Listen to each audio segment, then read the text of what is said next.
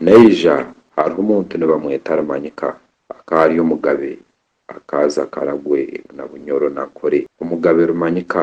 nawe akaija emirundi mingi ninyenda ngu mwetegereze ebintu ebi mugire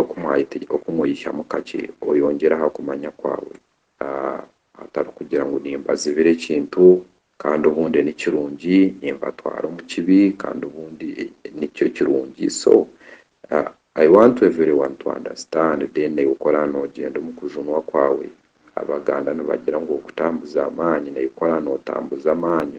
ori omuheereza ori entuma ori omutabazi at least naiwe ekigambo kimwe nikiza kwongera ha byawe 10 byotano obuuza otunge solution ari otunge shara nungi Rumanyika yeija Rumanyika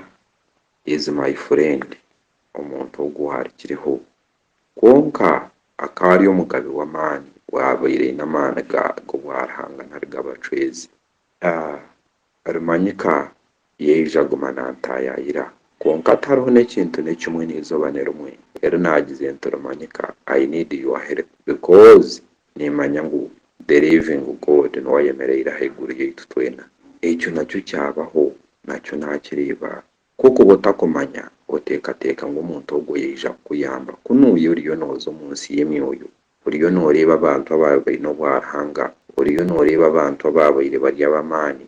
oriyo noomiitinga abantu ab'enjawulo omu nsi y'emyoyo mu the kingdom of Holy Spirit konka iwe otandika kweta Rumanyika Rumanyika Rumanyika Rumanyika mabiiha na biiha oshanga ngu ebintu ebyo haza iwe ori omu butamanya nonda kubandwa ab'eshemwe